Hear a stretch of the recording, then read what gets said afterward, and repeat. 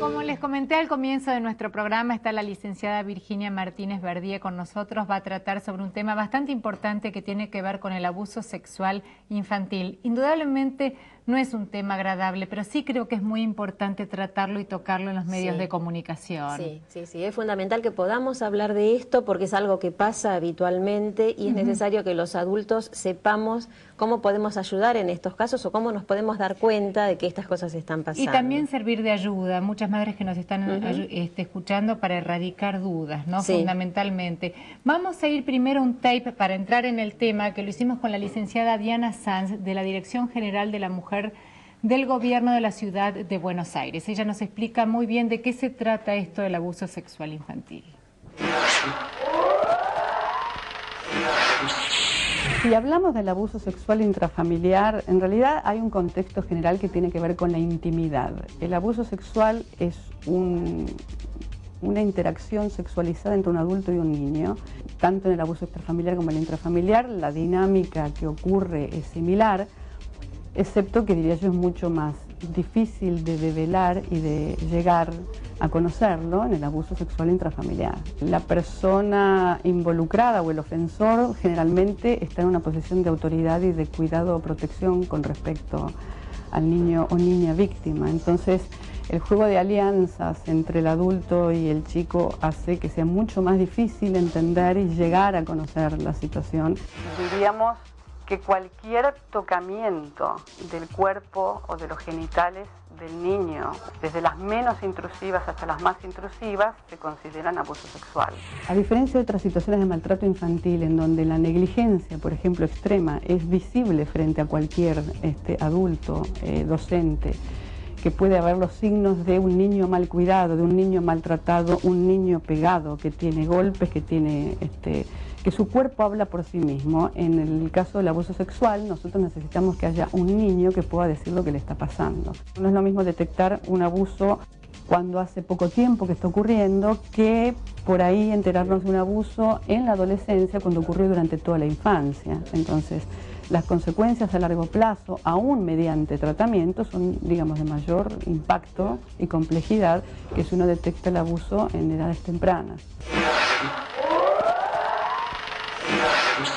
Es fuerte, ¿no? Yo me quedé pensando en algo que dijo la licenciada Sanz con respecto a la alianza entre el adulto, o sea, entre el ofensor y el niño. Digo, no existe alianza, o sea, lo que existe es miedo de un niño de contar por la situación que está pasando. Sí, ella lo dice en el sentido psicológico, alianza. No significa que sea una alianza consciente, no significa que el chico consienta y desee formar parte de ese juego sexual, sino que atrapado en la autoridad del adulto, que puede ser el papá, puede ser un padrastro, puede ser un maestro, o sea, puede ser un tío, un hermano mayor, o sea, alguien a quien él le da autoridad, no sabe cómo dejar de hacerle caso en esto que él le está diciendo. Porque hay dos cuestiones. Por un lado está el tema del afecto. Si es un familiar, si es alguien que él quiere, él entiende que naturalmente estas cosas son así. Entonces, por un lado no lo va a denunciar.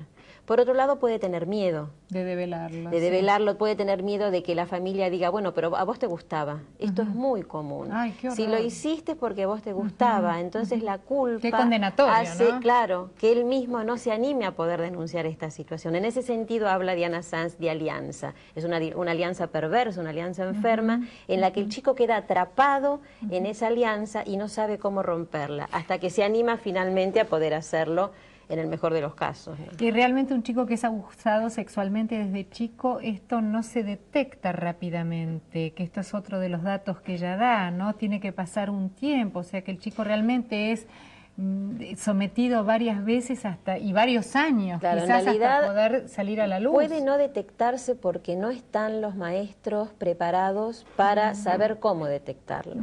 Chicos con problemas de conducta, chicos que cambian de pronto su conducta habitual, chicos con dificultades en el aprendizaje, chicos que se masturban de manera compulsiva en la escuela. Ahí por ahí vamos a tener que diferenciar qué es masturbación compulsiva de la masturbación habitual en los chicos de jardín de infantes, que pueden llegar a hacerlo como parte de su desarrollo, ¿no?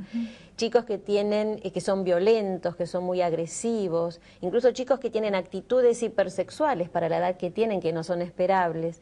Ese tipo de indicios nos muestran que algo puede estar pasando con este chico, porque ese no es el desarrollo habitual de un chico cuando ante el público sabe que hay determinado tipo de conductas que ya no se hacen. Digamos, este es el síntoma que el chico muestra, porque a un chico no se le puede preguntar, por ejemplo, directamente si le está pasando algo. Si le está pasando algo, sí, pero no le puedes ir a preguntar, decime, ¿abusan de vos? Decime, ¿alguien te está tocando? Eso es lo que hay que tener mucho cuidado de cómo decirlo. En principio hay que crear un ambiente de seguridad.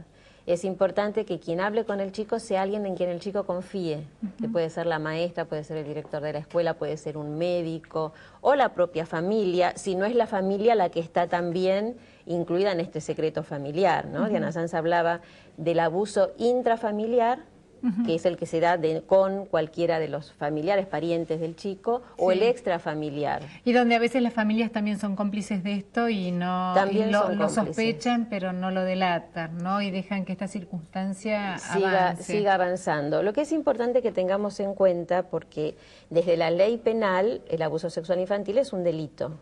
Por lo tanto, quienes hayan abusado de menores tienen como castigo la cárcel, obviamente. Pero estos ofensores también fueron víctimas de chicos. Entonces no alcanza solamente con denunciarlos y con meterlos presos, porque en última instancia cuando salgan de la prisión van a volver a cometer lo mismo, porque tiene que ver con una compulsión que ellos no pueden dejar de hacer.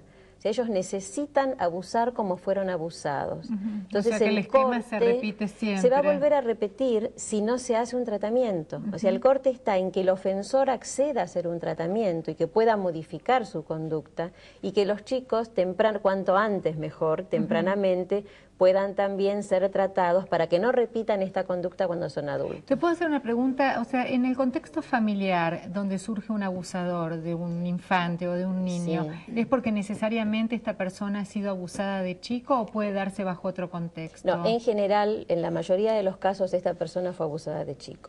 Generalmente son varones. Es llamativo, los varones que fueron abusados de chicos suelen tener de adultos un rol activo, son también abusadores. En cambio, cuando las mujeres fueron abusadas de chicos pueden tener dos actitudes. Mayoritariamente tienen un rol pasivo, o sea, son hiposexuales, no tienen deseo sexual, no tienen interés sexual, son demasiado tímidas, o sea, en general quedan como vacunadas en contra de la sexualidad, no quieren saber nada. O puede pasar, pero que es el menos de los casos, que pasan a ser prostitutas. O sea, que con la prostitución logran vengarse de los varones, cobrándoles por aquello que cuando eran chicos les hacían Qué duro, ¿no? violentamente y de prepo, ¿no? Decime, ¿a dónde pueden recurrir las mujeres que detecten o se den cuenta, sean madres o maestras? Bueno, las maestras informarán a la madre, pero estas madres que por ahí sienten, olfatean, se dan cuenta, ven estos síntomas que vos acabás de explicar, ¿a dónde pueden pedir ayuda? Sí, igualmente te aclaro, las maestras informarán a la madre, pero si la madre no reacciona, las maestras tienen la obligación de hacer la denuncia. Lo más sencillo es llamar al número 102, que es el número de violencia familiar del Consejo Nacional del Menor y la Familia. O sea, allí pueden hacer todo tipo de denuncias.